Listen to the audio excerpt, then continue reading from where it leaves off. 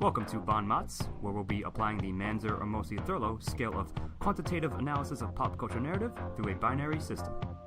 Or MOTS! This podcast contains spoilers, mature content, and language. Viewer discretion advised. Hello, and welcome to a crossover edition of Bon Mots and Mots Ado About Nothing.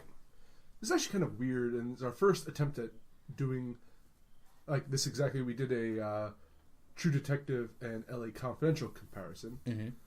But this, we read and then watched Stephen King and Bryan Singer's adaptations of Apt Pupil. And it's actually really strange that watching a movie directly after you read the book. But we're going to get into that. I'm Jonathan Ian Manser, here with Scott Thurlow. Hello. Leah Behar. Good evening. And Stephen Ormosi. Hello. So, Stephen, would you like to give a synopsis that covers both works? Sure. Apt Pupil is a story about a boy who blackmails an ex-Nazi into telling him stories of what he did in the war, which details a whole bunch of war crimes, basically. And as the story goes on, it kind of gets darker, and both the boy, Todd Bowden, and the Nazi, Doosander, Kurt Doosander, yes, right? Start to get a bloodlust going. And the book and the movie differ on how we'll violent talk about they are. that in the... I just want to give straight, blatant synopsis of how they compare. So anyway, that's pretty much the synopsis of the plot there. And Scott, you had another synopsis? Well, ultimately, Casey Jones is down on his luck yet again. In the worst way possible. That's definitely a movie. I did not picture the hobo being Casey Jones when I read the story. But I want to touch upon this for a little bit, because I have read novels and then watched movies. I've seen movies, then read the novels afterwards. Having seen them so close together, I couldn't have an objective view of the second because it was so focused on the first. Mm-hmm. Did any of you have that problem? Yes, I very much had that problem. Because I read it literally like 10 minutes. I finished reading, 10 minutes before we started watching the movie. So every little detail that wasn't the same was so present to me. And it really broke my immersion of the movie, because I kind of was just sitting there like, oh, that's not how that happens. That's not how that happens. But I guess that's a problem of any adaptation that you kind of face with that genre. Yeah, that last point is true, but I didn't feel that intensively because I'm more of a buffer, like it's been a couple of days. But certainly the first one you read is going to make more of or whatever you see first or do first is going to make more of an impression, I would think. Unless the second completely blows out of the water or is, completely terrible compared to it. But no matter what, your first impression is going to be based on the first work that you do. Yeah, comparison. I think if I had seen these in the opposite order, I would have still appreciated the book more than the movie, which spoiler alert for me, that's what happened. The book is better. It was kind of strange just to have the source material so fresh in my mind as I was watching the movie. I was trying not to think of the short story as a script for the movie, but that's basically how I was thinking of it the whole time. Fair enough. Well, that's a fair point. One of the instances that's happened before was when I was a kid. I loved Jurassic Park, so I read the book right after seeing the movie. And they were, the story was the same. It was different enough that I could appreciate the changes between the two. Them separately. But this is so close and follows along the same lines that the differences are really jarring. I would agree, and especially in the dialogue, because they'll have some moments where it's verbatim, and then there's some where they completely go off script, and it's kind of like, well, what's the point of having those two things? Why are you going word for word at one point, and then veering in a completely different direction, especially in the ending? Should we start with an analysis of the characters first? Because I think that's one of the biggest changes. Yes. Yes, and it's the driving motivation of both pieces either way, sure. So to give a little background, Stephen King wrote an anthology early on in his career called Different Seasons, and it's actually fantastic. It's 4 stories, one of them being Apt Pupil, another being Rita Hayworth and the Shawshank Redemption, and the other being Stand By Me, which are all very famous movies as well as the original, and then a fourth one I don't remember, and that wasn't too memorable. But nonetheless, Stand By Me, Shawshank, and Apt Pupil, at least the story. Quality trilogy, yeah. Yes. And the movie was Bryan Singer, and I imagine in one of his earlier works. Maybe it was the time it was made in. Well, he directed it, but did he have anything to do with the script writing? Or? But he produced it as well. Yeah. Okay. So I think that this was at least a pet project of Fair his. enough. All right. And maybe it was like the time frame was the late 90s. So it had to be neutered a little bit because the story itself is incredibly dark. And I imagine perhaps like the thing like Columbine happened around the same time. Perhaps Maybe. it was too... I see what you mean. I see Yeah, what had you're too saying. many ending real-life was- parallels, yeah. which is what makes the story very good, but perhaps as a visual work could be a little... Culturally, at the time, perhaps they couldn't go as far as the faux pas, story so did. Yeah, maybe. I guess we should start with the characters. The two main characters are Todd Bowen and Kurt Duesenger, I believe. Denker. Denker is his His alias. alias, yes. The story starts off almost the same in both. Todd Bowen is a high schooler towards the end of his high school. I think in the movie he's a senior, but in the novel he was a junior, I believe. No, he was He's like 13 or 14 Yeah, I the think he first was time he meets... Okay. But then, Freshman so year. just before we launch this, one of the big things we're going to talk about is that the time frame is much longer drawn out in the story, which changes a lot of things about between the works. And some of the things are going to be the characters themselves. Go ahead. And he gets an interest in the Holocaust and discovers that his nearby neighbor, not neighbor, but kind of a guy living in his town, is a fugitive Nazi. So he goes to the guy's house and basically, without even Duesander believes he's trying to extort him for money or something, and in fact gives like a long I don't have anything. What do you want from me? When Todd is just very innocent in just wanting the knowledge of like all the ghastly details of what it was like to. Well, he has a morbid curiosity. I think yeah. it's an outlier, Ryan, but yeah. And I think that this is a good part to really start comparing because when you first meet Todd, Stephen King has a very good ability to write children, or write from the kids' points of view.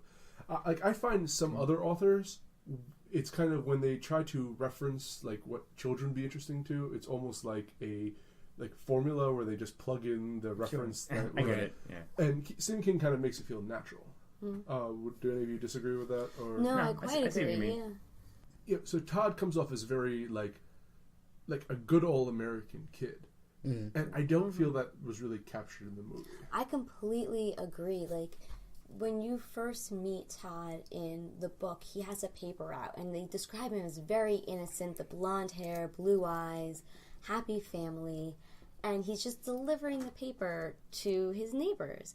And in the movie, he rides his bike to the house and then picks up the newspaper from the front lawn and hands it over. And just the difference between those two, one seems so much more innocent. The book has that innocence of it. The movie has the manipulation right from the start.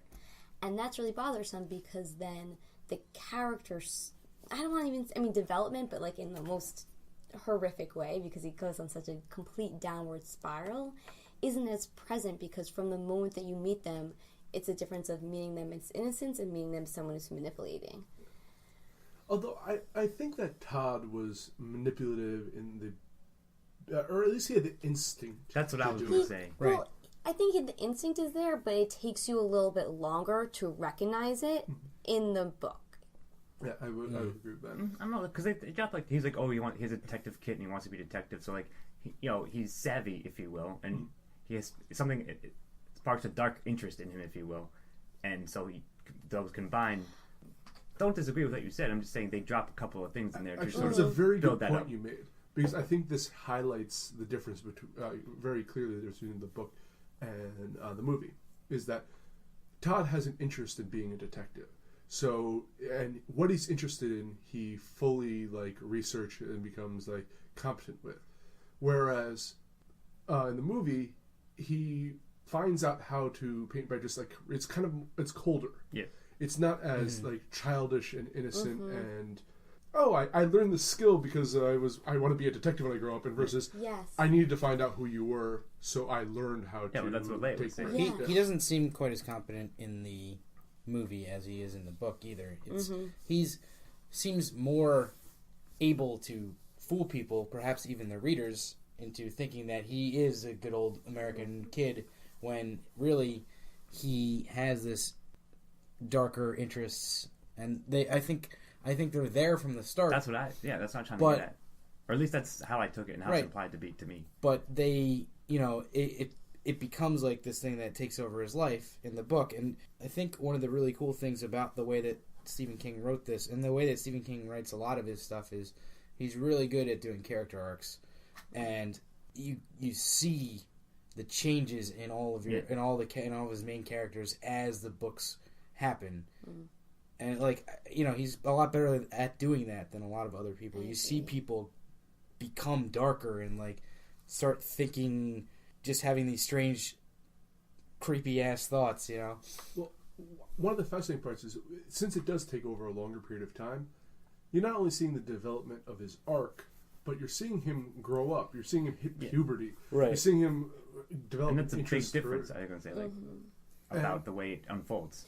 Yeah, it's like they in the book it leaves time for these little hints to be dropped for you to pick up on the character, and then the surprise or the suspense that is built when you realize how evil Todd is so much nicer because of how it's paced. And again, I keep going back to it, but from the first moment I met Todd, I felt like he was not this good old boy who's interested in detective, but he wanted something. And right from the beginning, you kind of see that evilness, and then it goes away in the movie, which is completely opposite of how it does it in the book, and that is so disruptive to me. I think before we delve any deeper into Todd's development, I'd like to go to Kurt Dusinger, which I thought Ian McKellen did a fantastic job. Of course, he's always going to be, but it was a good role that he happened to be cast for. All right, does anyone want to discuss the differences between the introduction of Denker, I suppose, and in the book and in the movie? They were roughly the same, again, but they're just more... Here's what we're going to say about all this broadly. Both works covered the same things. However, the novel did it, a lot of them, much more deeply. So there's more layers to each one. More layers to the characters, more layers, again, to the time frame, to etc., to the spiraling, discovering the darkness and feeding off of each other. It's all more drawn out, so you get more little dark instances of it rather than sort of broad brushed. As well as it was still pulled off well in the movie, don't get me wrong. It's just that since it was condensed, it's not as psychologically effective in that sense. But even in things that they did in both, they kind of... The movie seemed to miss the point of why those scenes were there. There's I a see scene what you're saying right when when they meet each other. It's the same scene in both the movie and the book, right. where Todd asks for a glass of milk, and Ducenter gives him one. Oh, that's a good point. In I know the you're book, going to say, yeah. Todd says, "You drink it. You taste this first." And you see that they're immediately A, Todd thinks about stuff like this, and B, he immediately doesn't trust him, and as he is not trusted by Ducenter, and it shows that a lot better in the book. In the movie, he just gets a glass of milk and starts drinking it. It's why the hell would you even put the glass of milk thing in there in the movie if you weren't going to do that? They subverted that in a bad way, in a disappointing way. Right. I agree with that. But like I said, that's the flip side of what I was saying. There's those little moments that they are there, but because of the way they're either paced out or condensed, montage sometimes. To build off of what Steve said, I felt that this was a very shallow adaptation. Yeah, they hit the points plot-wise that the book did without understanding the meaning. You mean shallow in a, I think, a worse context than I would say, but I agree that it's just a shallower, just not as in depth. But no, it's not necessarily the thing is, I bad, felt that though. Ian McKellen understood the character the way the screenwriter didn't. Yeah, fair enough. So he acted. I thought he was very convincing to the character of Kurt Dusanger, and I really bought for he was the way he believable in that role. chuckled, the way he had the smoker's cough, all of it, the little additions he added to the character really elevated it, and would even without him in this movie, I would have a much lower. It probably would have suffered. I agree with that for sure. He definitely had an amazing performance with what he had to work with, but I think because of that, maybe they're the closest one-to-one analogy between the novel and the film. he's the most fleshed out character. He remains true to his character as set up in the novel. Right, but like even that's. I mean, but even so, they're going to say they condensed some stuff and cut out some stuff and changed some stuff. Yes. Yeah. Well, I think that, as Ian just said, I think a lot of the point was missed of like scenes. They just did scenes. Like I felt like a lot of the scenes that were in both the movie and the book were just done because they were in the book. They weren't done with the idea of what that scene did for the short story. It was there for the sake of being there, not. It was for there because they wanted a 1-to-1. Yes. They wanted it to be in both. And the thing that, and this is going a little bit off character, but in that sense, the one scene that really bothered me the most was when Todd was making out with the girl, because it's kind of juxtaposed to the scene where the Doosander, thank you, is killing the cat. But in the book, he goes and he buys the gloves, and it's this whole, you can see the progression. It's a much more drawn-out thing, Yes. Yeah. And instead of having that scene, which I feel like was so unnecessary to every other part of the film, like you could have taken that out and it wouldn't really change the character development, but they had it in there because it was in the book, where you could have used that time to really like expand upon the character and the killing of the cat, and it was just, it missed it. It's like a SparkNotes adaptation of the movie. You're really just getting... Yeah. Oh, well, even so, like, if you're reading SparkNotes tries to tell you why the book is doing. Not just that the scene was in it. Yeah, not just not just the overlying scene without. It's funny analogy, any and context. I get it though. It's completely. But valid. Actually, to build off of what you guys were saying, I want to actually do a little bit of plot now to get up to a point that I want to discuss. So in the book, and both the movie, they do a good job of actually, in here where you said before that the idea of time, right? They do kind of a montage scene of Kurt Doosander giving like stories. Yeah. And I actually thought that was very effective in them, despite that this has been happening over many, many nights. Mm-hmm. So, but in the book, it's focused on, it's all about control. And Todd is curious, but he's also always worried about his power he has over Doosander. And that really didn't come off in the movie until one of the most famous scene in the movie came up, which is when he buys the costume of the SS. And I thought was a weird detail change was he actually got in the book he actually got his rank, the proper uniform, and in the movie he said, "Oh, I've been promoted." And it's the only one they have. Yeah, I thought that was like a nice. That was something that, yes, they need like the key scene or one of them, and they had put it in the movie and did it well. Yeah. I think that was perfectly fine. Yeah, I thought that was good actually. And even like that was a change. That was like a little kind of a nice touch. But that was the first time in the movie that they introduced the power dynamic. Yes, true. It again, that's what it kicks off. Perhaps if I had seen this movie without having read the one right before it, I would have felt more impactful. But it felt kind of too late to introduce the power. It's as if they cut corners out a lot of the things, which is good, which detracts from the main message of it overall. That's true. Even though what they had, what they left with, what was left after they cut the corners, was still fine enough, perfectly serviceable. Yeah, I mean, I didn't think it was a bad movie. I thought it was pretty good. It was enjoyable to watch for an hour and a half or 2 hours or however long it was. But like, the book dealt with things so much better. And so much more in depth. Not even just more in depth, but like it actually dealt with those things that it was trying to deal with, and the themes were so much more well done.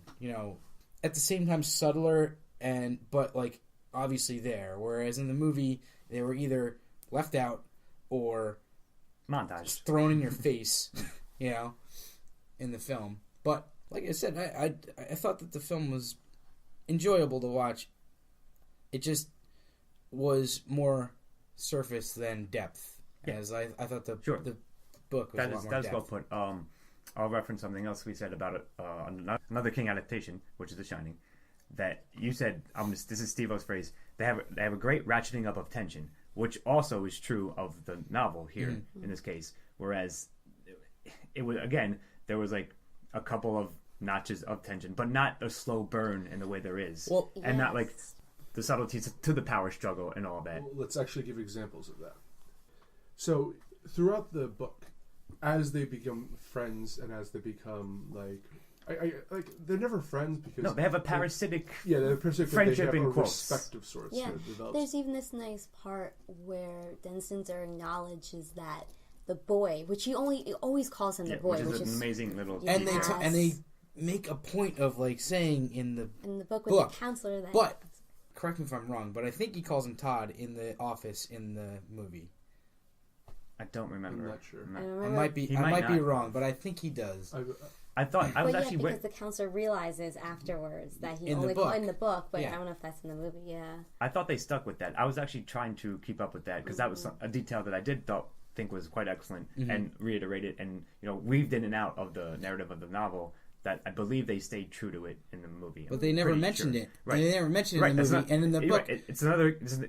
You're asking for examples. There's one of them where like it's in the book, so they have to put it in the film, but they really do much with it. It's not as impactful. Well, I want to talk specifically about how they really begin to affect each other. Okay. Now, they kind of do Todd where he starts having kind of nightmares and a weird vision in Dark the shower. visions of. But Doosander really has almost... they don't really ever, in the movie, bring up the effect that... right, exactly. Like in the book, Doosander is haunted by his memories. They're both experiencing nightmares and both descending further into terror. And in fact, as it goes on. PTSD. Right. Yes. They have parallel Yes. story arcs Parallel nightmares as well. in the book, and whereas that's just not the case in the film. And they also start to have a reliance on each other. Denzinger needs the company to if he falls down, he could die, and anything could happen. It becomes a symbiotic relationship, right? like, in a Exactly. way he more. actually has a great quote saying that when you get old enough, you're not afraid of dying. You're afraid of dying alone, in a sense. Exactly. And I think that it's an apt pupil, and so Todd is looking for a teacher, and he finds this character to be his teacher, and that's really nice because that's their relationship. Yeah. They kind of keep each other alive, and they keep thriving and growing, but what they're growing is this... While wanting to kill each other. Yeah, while wanting to kill each other. For instance, Doosanger has to go to sleep with the uniform Yes, on. I was waiting. Because- that's an example that I was going to bring up. But yeah, it's In the short story. Yes. In the short story, in order to quell his nightmares, and then it starts not being effective anymore. Here, he just kind of in the movie, he's just kind of glancing He at looks himself at in it, the he's like, mirror, like a hobo is outside of his building, and he's like, Casey Jones, baby. I would be really freaked out if I looked up in a window of a house and there's just a guy in a Nazi uniform. Yes, but he's drunkenly raiding his garbage cans, of course. But no, I mean that's a good point. Again, it's another corner cut. Like it was supposed to represent how it was played out in the novel, but because it was so brief, you didn't get there's not much there to be found. But that provides the entire motive of why he goes back to murdering people. Yeah, sure. Doosanger. Because hearing the screams in real life stops the screams at night. In the movie, it just feels like he randomly one day decides to kill a cat. Yeah, that's true. Yeah. And I don't know, it just... You can't even do that right. Again, it's I brushed can't over. look at it objectively. I wonder if it would work for me if I had seen it just without seeing reading Fair the book. enough. Before. And again, that's another thing that's much more drawn out. They both start killing hobos separately, like building up to murdering people. They do a good job in the movie of having Todd kill the bird. Yeah, at the same time. I have to say that really broke my immersion from the movie because he uses a basketball to kill a bird, and in the next scene you see this basketball and there's no blood, there's no guts, there's no bird on it, and that was a minor so thing. it It was is, more but it symbolic, really but- just Yeah, and he does it with a bike in the book. So I mean, but still, the very fact that was that them a moment of them understanding the thematic common growth between the two, or was it just them replicating what happened in the Possibly, book? I think it's this is little both. another example of them replicating it badly because that whole thing, like in the book, there is a parallel between them. In the movie, Doosander fucks up, killing the cat, and Todd kills the bird. Where they're supposed to be in parallel, like storyline here. This is a diversion. Yeah. And not And if they wanted not to- an important one. Like, if they wanted to make it different, there should be a reason. And I think it was just like, I guess we shouldn't show a cat getting killed, or, whatever. And to that point, Doosander in the book is very, very skilled. He's he's very competent. And he's very he plans out. Yeah, well, he comes up with a plan to lure the homeless back to his house, and has successfully done it a number of times. And with the cat, he buys gloves and he lures it in and all that. With the milk and that's everything. True. He goes up to the pound by it's a filled with dog. more By a detail, dog, more right. drawn out, so you get the more the thing is, but good. regardless of if they cut a lot of that out, he fails to kill the cat, and he fails to kill the homeless person. It seems more of an impulse decision to kill the homeless person than it does than the plan. That detracts from his character as this methodical Nazi.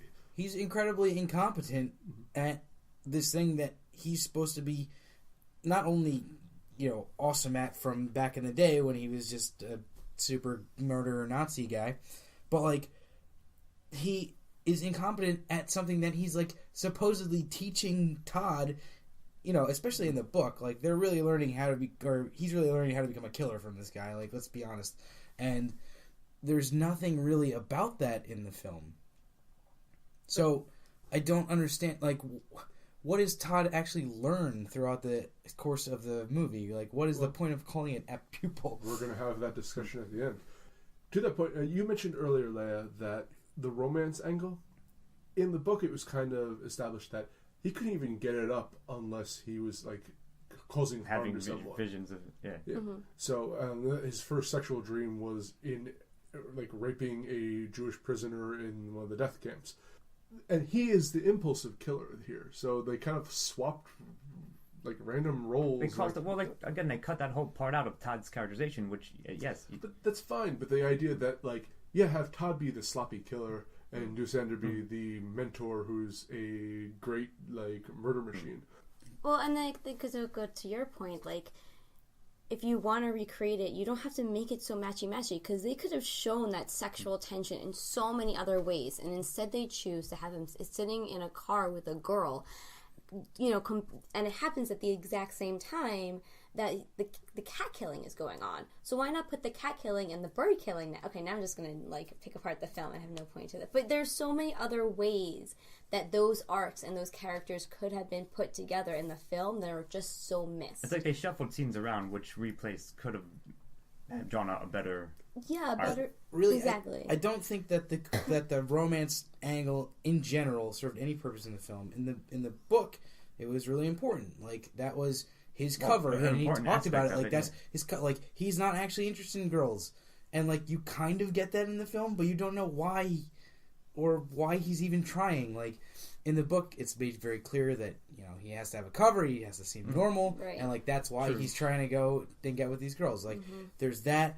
I don't know why his best friend is in the movie at all. I was going to say that. He's completely unnecessary. Completely pointless. Completely pointless. I actually kind of understand why he's in there, because it's a way to show, kind of hint that at one point he had a healthy, like, life, and that Dussander is ostracizing him from his groups around him. But again, I don't think it's 100% important, but I can see why they had him in there. I think you could do that with, like, scenes in the hallway or something like that. You don't need to go out and hire Joshua Jackson for 2 scenes to actually make that happen. And you could have used that time for so many other things to develop the character and develop the story, and even, like, the way, we haven't mentioned this also bothers me too in terms of developing the story, the way, like, they came upon the Holocaust. It's so different that he was being taught it in school and then told to go out and find it, versus the coincidence of him finding these novels in the basement of his friends, and you could have had the friendship right there,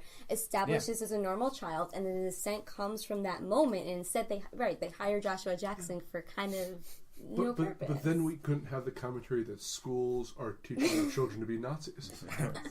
You're right. Inadvertently. Yeah, I think that was the only thing that the movie said. So let's talk about Ross from Friends for a moment. Right. So, what's the actor's name? Oh, D-Schwinn? D-Schwinn. David Schwimmer. Mr. Ked. Mr. Kedman. Yeah, he wasn't wearing Keds in the thing. Rubber Ed. So, like, I was looking for that. Yeah. Even if he just, like, put his feet up on the desk and there were kids, cool. that would have been perfect. Or he walked out of the car and shot up his foot first. Instead, anyway. we see Ross from Friends with a hilarious mustache on. Pedophile stand. So yes, which comes up later. I really out of nowhere. Yeah, actually, it's funny That's because I wasn't expecting this from him, but I want to give the plot line to his character in both of them. Mm. So he plays a guidance counselor, and in the book, you actually get to see his point of view quite a bit. So he wants Couple to of be, times. yeah, he wants to be the cool, like, and nobody else gets the importance of being a guidance counselor. You really connect with it, like with the kids, and and if they developed the character, David Schwimmer would have had that role down perfectly. Yes. But Actually, I think he was like almost the closest to what I imagined in the book. Yes.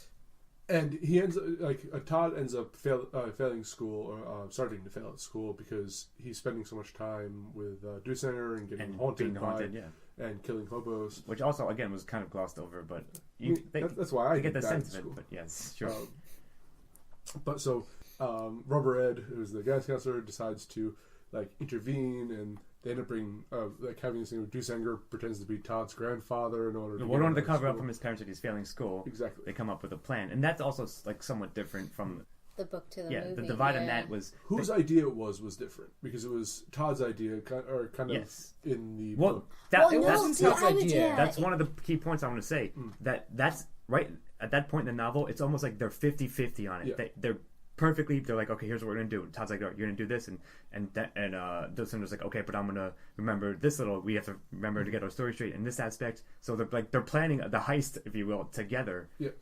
At that point, and that doesn't quite go down like that in the movie. Well, he just shows up at the school apparently and says that he's his grandfather, which could have gone completely wrong in 1,000 ways. So No, that was again a terrible by this brilliant Nazi mastermind. A terrible planning. They were much more. They were much more conspiratorial and planning it all out. And I would even say it shows an element of the relationship because until that point, Todd has something over Denzig, and then right after that, they even out, and it's completely missed in the power struggle starts to switch at that point as well. It tied together with them becoming equal partners in crime, if you will. Right. I mean, they try to show that in both. They do it better in the book, obviously. But actually, that's something that they did fairly well in the film. Was that scene where he really finally realizes that the power is swung back the other way.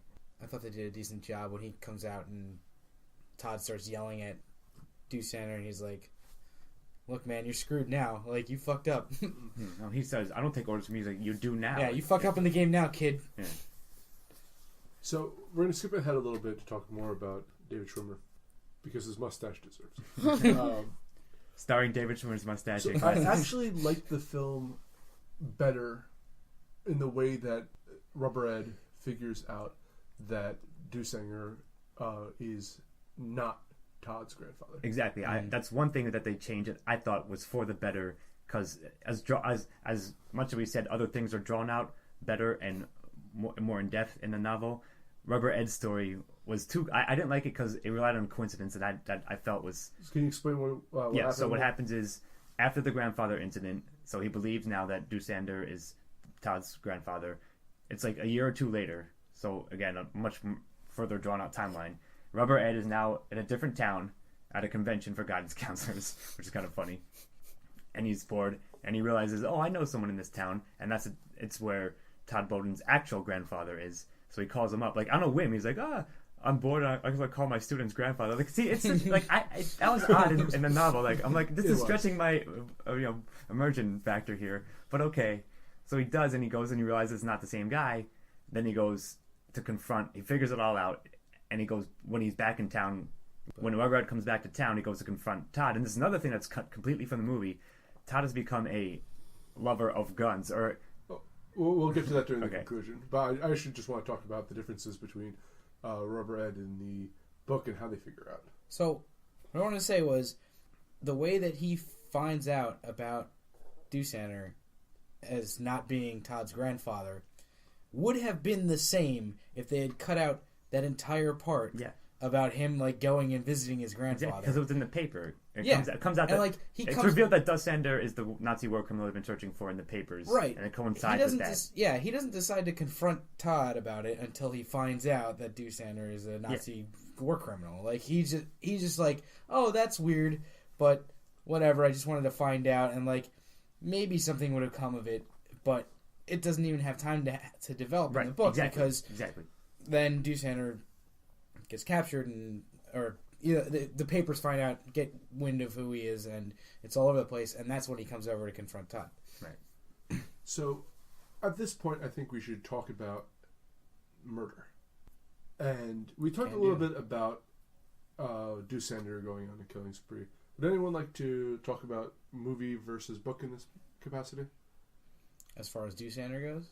Doosander and Todd, and how they're represented in the movie. Because, it's very similar trajectory, but very different paths. Right.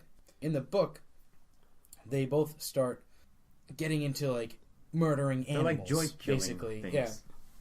Increasingly... like, they're both basically trying to find a way to quell their nightmares, which is not even mentioned or isn't really mentioned in the movie, but it is briefly addressed and then they start forgotten. Right, like, so Todd starts having these, like, fantasies, and Doosander starts wearing the Nazi uniform, and then eventually they both move on basically around the same time to, like, killing animals, and then you see these, like, parallel paths being taken. Exactly. They keep moving on, so they're killing animals, and then eventually they both start to kill the town's homeless population one by one. And there's a lot of murders that just kind of are unexplained for a while in the short story. Whereas in the movie, there is one killing of an animal, one attempted killing of an animal that goes poorly for Doosander, one killing of a bird by Todd, and then a joint killing of Casey Jones, Yes. who is the only hobo that's in the movie, whereas there were like 7 of them in the This movie needs more hobos, of course. But, I mean, you're right. It goes back to your saying about the parallel thing. In the novel, they're like, okay, we're done with each other, right? They agree to, like, sort of drift away. Todd stops seeing Doosander as much, but they're continuing on the same parallel arcs of compelled to start murdering things separately, and they come up, and I think Ian's that you were saying earlier, maybe I'll say draws back now, that they come up, Doosander comes up with a plan to do, like, of how to kill the homeless without being caught, very meticulously as he would do, and Todd starts to learn his own little tricks too. The best time is here and the best place is to catch him there, Actually, it's more insidious and more, again, like... Maybe this could have been cut out, but it's actually one of my favorite parts in the book, is when Todd almost kills his first person, and he has a homeless person's costing him for some money, and actually says, like, I'll blow you for whatever amount of money. Yeah. So yes, he's in his pocket, his hand gripped on a knife. Yeah. He's about to get, and he withdraws the hand, and it's just filled with change, and he throws it and runs away. Yeah, true. But, like, you see this slow he's transition. Building himself up to it. I think that's awesome, and, like, that's one of the scenes that, like, really plays a part in building his character, which I mentioned earlier, like, Stephen King is really good at, whereas scenes similar to that in the film really just missed the mark and didn't build character like they were supposed to. And one more thing, we also said that they completely sort of glossed over at best in the movie versus an aspect that built on all this is Todd's interaction with his family, where he's like, basically he's forced to be Beaver Cleaver and increasingly under more pressure, and he doesn't quite crack in front of them, but it just puts so much more pressure, plus the nightmare. So that's another thing that's pushing him towards his darker desires and actually fulfilling, like, going through with them. And as the story progresses too, in the short story, he starts having these thoughts, and, like, you kind of hear his thoughts. He starts having these thoughts of, like, murdering his parents. He starts to have my thoughts of, like, why I have to interact with people. So, sure. But nonetheless, in the movie, they only do kind of one homeless guy, and it's actually they kind of give a hint or a nod to how the novel did it. Yeah, with sort of having the, like, implication, like, in the novel or in the novella, Doosander is considered kind of like an old fruit to a lot of the homeless people, and that he's basically propositioning them to come back, and that's how he brings a lot of them back. So they kind of have that. Play a small little kind of, like, wink. Sure. Again, they brush over it. But this is the thing, is that this homeless person has appeared times, and he's the one who actually saw Doosander. He catches a glimpse of Doosander dressed up in his uniform, and then he like accosts Doosander as he's walking home, saying, like, "Oh, I see you with the boy. Like, come on, let me help you. Like, give me some booze and some money and stuff like that." So Doosander brings him home. So it almost feels like a protective impulse by Doosander. Like, not that he's homicidal, but he's like, again, like survival. And he ends up having a heart attack while attempting to kill the homeless person, and he ends up calling up Todd. In the book, that's the same he has scene, the heart attack yeah, while trying to bury a homeless person that he right. killed. Where here he half killed a homeless guy, then calls up Todd to finish off the job. So Todd's one kill in this movie is, again, a survival instinct and not a homicidal one. True. And it's the most ridiculous fight scene I've seen in a long time. I mean, it's not a fight scene at all. Yes, he keeps. It's a one-sided fight scene. Yeah, it's almost it's like one guy getting hit with a shovel 5 times after being stabbed and thrown down stairs. Yeah. Go on. And for some reason, he didn't move for like half an hour while he waited for Todd to get there. But, I mean, knocked out by a knife in the back. It's Casey Jones. It's Casey Jones in it. Teenage Mutant Ninja Turtles. He did his proud. So, anyways, but right, like that again, because of that, it changes a lot of like the feel of it for that aspect. Yeah. So now we're at the heart attack. They end up cleaning up the place and burying the homeless guy, and Doosander ends up going to the hospital. The scene in the movie, it's very shortened. It's quite way shortened. more drawn out in the story. So he gets recognized by a fellow patient who is Jewish and was a prisoner in the camps, and he in Doosander's camp, and recognized that like Doosander had killed his wife and his whole children. family. Yeah. So he finally gets his revenge, which I actually thought it was well done in the movie. Like, I actually really... condensing that was fine. It had everything you need. Like, it fulfilled its arc in that sense. And the character, the feel of him being both terrified at having a monster of his youth laying right next to him, and the joy of being able to slay it. Bring him to justice, I mean, that was hammered in the story. Like, the guy, like God never gives me anything. He monologues about it, I was going to say. Yeah, sure. Yeah. But I actually thought the film almost did a better job at that. Right. Especially since I felt that the everything you story, need, but not... It was Jackie Mason. Like, right. It was almost such an over-the-top portrayal of like a Jewish character that it borderline offensive.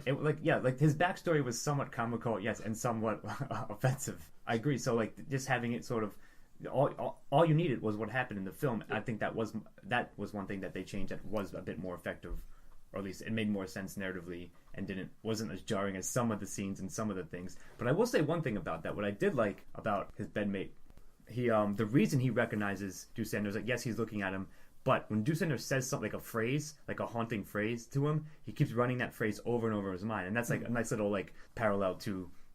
He's not like going to start murdering people, but it's the impetus for him to like it brings something back in him, and that's how he recognizes Doosander, and that's how he gets calls in the agents to come get him. But I mean that's in the book, right? Or in the short story. That's the one thing I think was a novella. good detail about it. Yeah.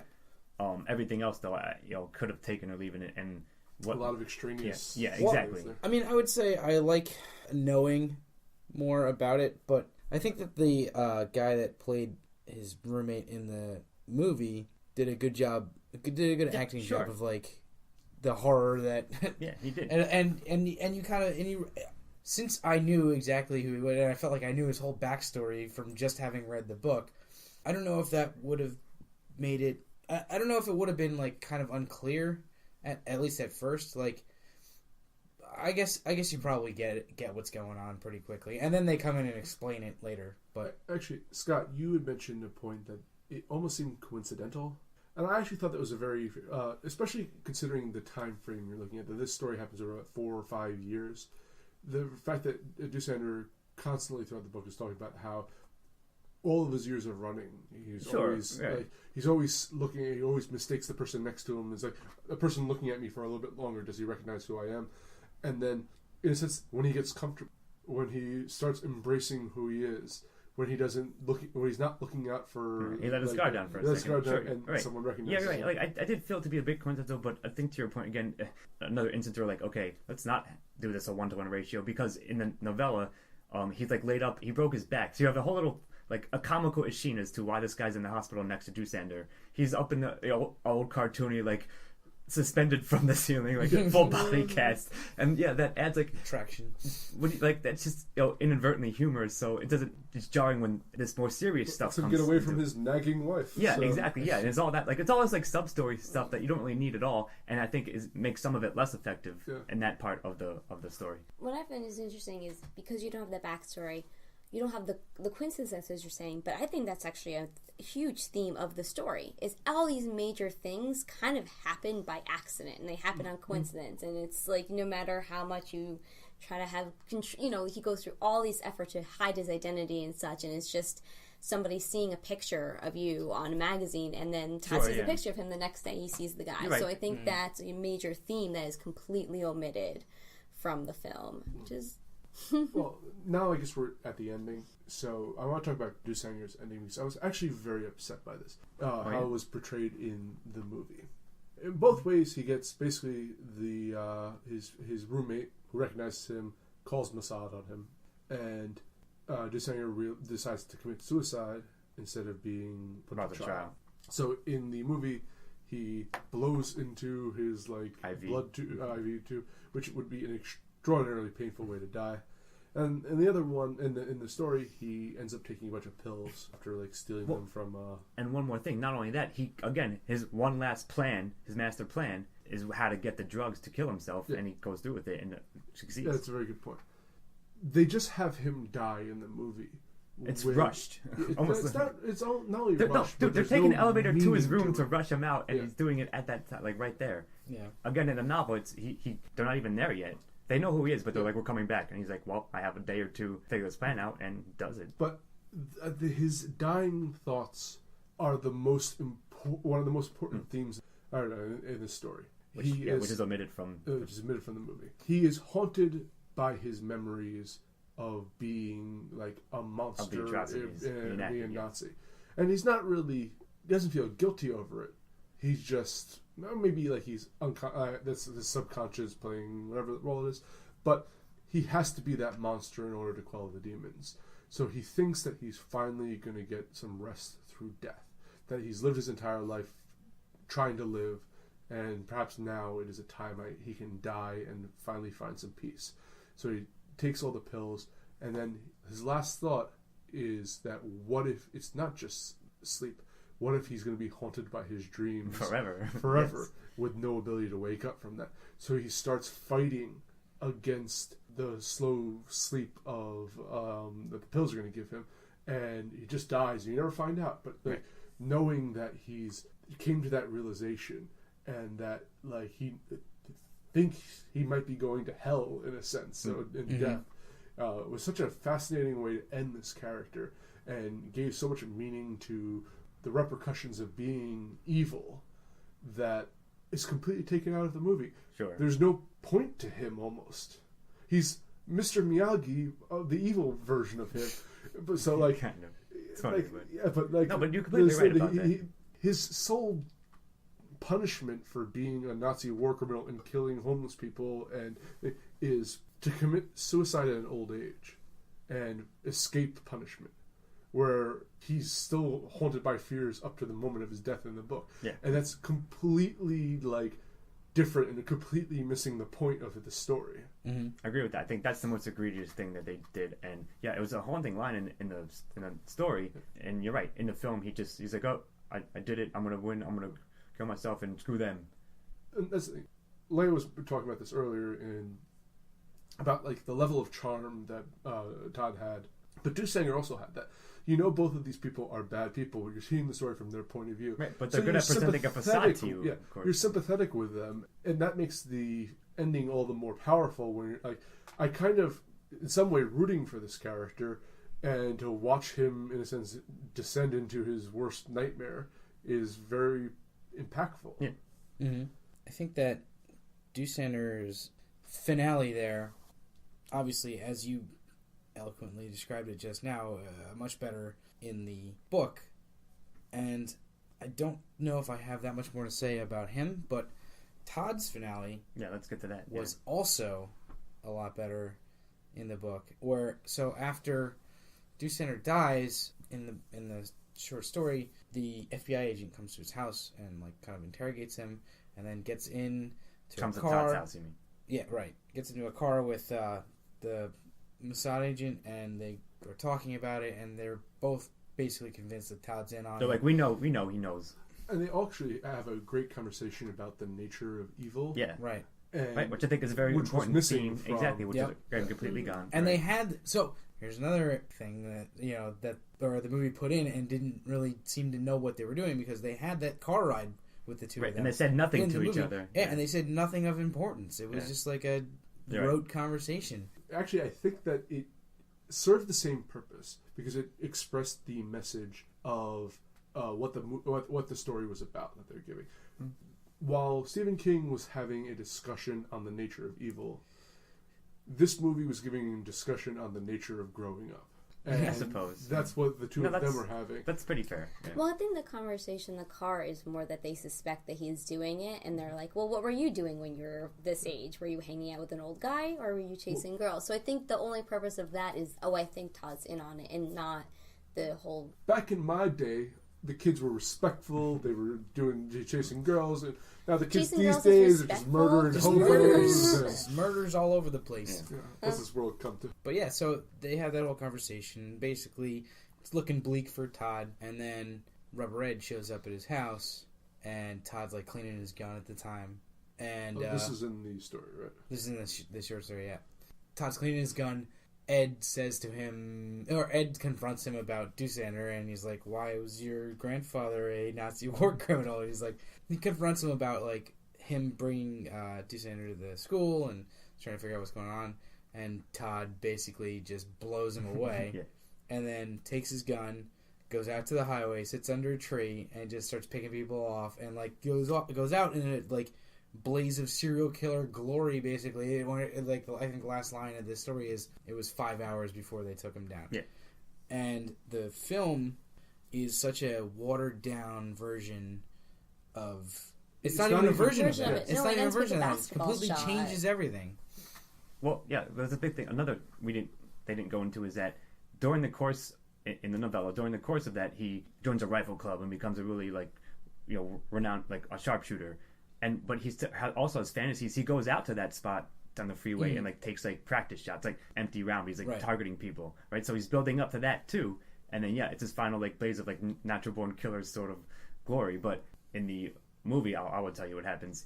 He gets confronted by Rubber Ed, but this time he decides to accuse Rubber Ed of being a pedophile, which yes, he indeed looks like one. However, it's and he sort of walks through. He's like, don't reveal that I was friends with Doosander, or I'll tell everyone you're a pedophile. Yeah. And he's like, all right then, and credits. This is the movie's greatest sin is not letting us see Ross get shot in the face. Apparently, I yes. think what the film was trying to do, and was they were trying to show that the next generation of an evil, of this evil manipulative sociopath is moving on, whereas the book was completely it was ended. It was unsustainable. Well, to your point is that oh my god, I cannot pronounce Doosander, thank you, has a very similar conversation with Todd. In the movie, after they come out of the guidance counselor, he's kind of like, well, what are you going to do about it? You can tell on me, but I'm going to tell the whole world that you knew about this for months. And then you see Todd kind of repeating that same script to the pedophile at the end of the movie, the would-be pedophile. So that's just a nice moment. Pedophile looking guy. He seemed like they didn't say he was a pedophile. I don't know. I think that they were trying to imply that was right. what he was getting. I don't think it's a theme, but anyways. In the book, when they're discussing the nature of evil, it's the idea is that yes, the Nazis are some time ago, but The their potential nature for that always exists. Exactly. Yeah. You can grow evil is an inherent part of some people, and this evil will find each other and feed off of each other. Exactly. So I guess they kind of did that with the skinheads in the movie. No, that's kind of I'm going to implying bring that but up. I think that was a poor decision. That on was their terrible. part. There was no reason for that to happen. I have KKK rally Y, as I put on my notes. It had nothing to do with anything. They just put it in there But no, I could see, it's window dressing. Yes. But If there's I no wanted to give them commentary the to benefit of the doubt, it does have that commentary that like the Nazism and evil Yes, isn't but just. It's such a specific regular thing. It's not a one. commentary on evil in that sense anymore. No, it would be a shallow Yes, version exactly. of what the. So that's all. I So- didn't like that you have those. You have Todd being, in a sense, the evil that Kurt was. But if you're talking about the movie, you have them being the same version of the other, but not the killers. That they're both just manipulative. And instead of becoming a violent monster, Todd goes off to college and joins the Young Republicans. Yeah. And he just blackmails people and a kind of control, like manipulative control versus that evil that Stephen King was trying to talk about. Sure. I agree. And I think another point to that evil is that it's a question of, like, is it born or created? Because a Nazi is created. It's something that could have come out of society, and you just kind of enhance these things, where you see Todd, who comes from the most idealistic world. He's a valedictorian, he's really smart, but somehow he has this evil in him. But to the point, I think that Stephen King was... actually, this was one of the deeper things I think I've read by Stephen King, because he's challenging the concept that someone who ran a concentration camp was constructed by the Nazism to become a monster. No, like... Throughout the story, he kind of uses that as a shield. And when given the opportunity to, when surrounded by people who agree with him, Dusanger becomes who he is, and that's a monster. I guess I read it so much more of him being traumatized and, like, spiraling into this PTSD world in the film. Thank you, Leah. Sorry, in the casualty of the world that I live in. That's how I see people. But yeah, they're talking about, like, Todd comes from a good family, a very loving family. His father's cheating the mother in one line or something like that. But regardless, like, the father really cares about his son. The mother really cares. Like I said, there was no interactions between them. Very, very few. So you lose that angle. You don't get that part of him. The point in the story, though, is that you see that very distinctly that his world is almost a perfect. Yeah. He's that. What would you say, Beaver? Leave it to Beaver kind of character, and like there's no kind of, I guess in this pop culture psychology of back in like the 1970s, he had no reason, he had no environmental factor that should have turned him into a monster, except he searched it out and he found it, and he wasn't converted. He was just found someone who reinforced it. Spurred on. Well, he was born a monster, and he just found a teacher. Yes. Whereas, I feel like for Denzinger's character, it's more... I don't know. Reading the novel, I felt like... Because the way that the dreams haunt him so much, and when he's awake, they're still so present. It's almost like he has a loss of reality. But he, in his dreams, if he makes it to the concentration camp and can shut the door... He gloats in everyone, like his power that he has over the lives. So it's more of, I think, it's not fear of what he or guilt of what he did. It's almost a loss of the power he once had. I agree with that. Yeah. Being taunted. I think that's pretty clearly delineated in the story. Sure. And again, it's nothing of which is covered in the movie. Completely removed again. So, anyone else have anything they want to discuss? I think it was a pretty good. I think we covered everything. We laid out the big differences in what worked and what often didn't in one. You can guess which one we think that is. We're not going to give. We're not doing a MOTS discussion like usual. We're just going to lay out our scores. All right, so we're going to begin with the story itself. Apt Pupil by Stephen King. Scott, would you like to begin with? It's easy because I gave the book a perfect 10. As a 1 to everything. Okay. 1 to introduction, body, conclusion, themes, antagonists, protagonists, secondary characters, dialogue, style, and overall impression, and I would definitely recommend it. Leah? I agree. I gave this a perfect 10. I gave it a 10 too. It's a damn good little story. Mm-hmm. And because I'm a contrarian and not a Jackie Mason fan, cranky, I'm giving it a 9 because I decided to knock off points for supporting characters because none of them really won me over. Fair enough. So, Scott, would you like to begin for the movie? Apt Pupil by Bryan Singer, I guess we'll say. Yes, I gave it a 6. Zeros for me were conclusion, themes, style, and I just wouldn't recommend it. It didn't have no interest in watching again, and I would say to anybody, skip it. If you really want to know the story, read it instead. I gave this a 3.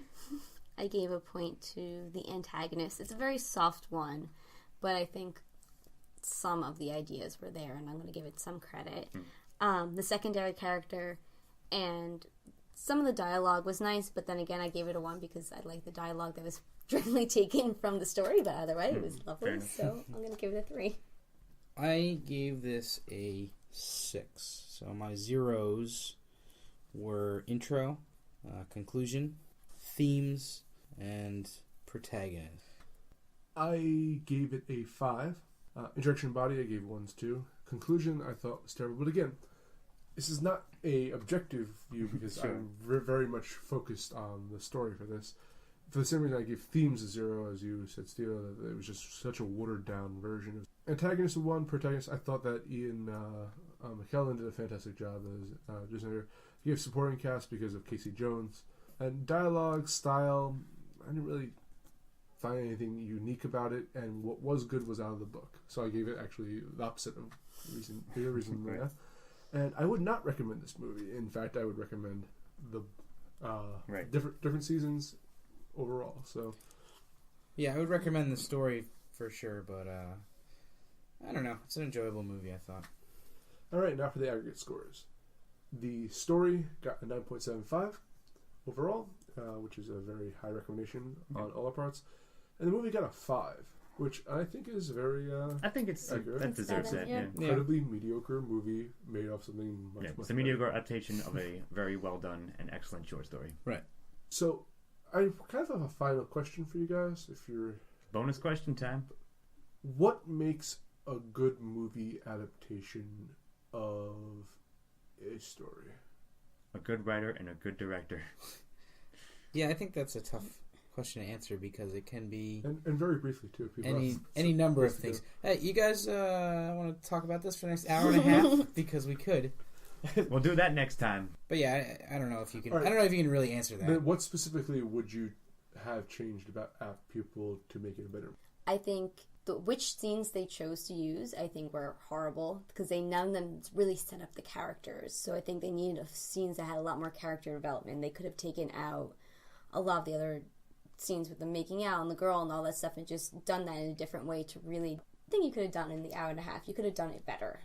Honestly, I think that just whoever wrote the script just missed the point. If you wrote this script as someone who got the point of the book, It would be better then adaptation. it would be better. Yeah, Sure. that's what I would do better. Ian McKellen, but no Patrick Stewart. That was the big problem. He should have played Rubber. Yeah, Fair enough. you should have made Patrick Stewart the kid. All right, I'm Jonathan Ian Manzer. This has been Apt Pupil, both versions. I'm here with Scott Thella, See you next time on Book versus Movie. Leah Behar, Have a good evening. and Steven Oramosi, Rubber Oramosi. See you guys later. Study hard. And it's movie versus book, sir.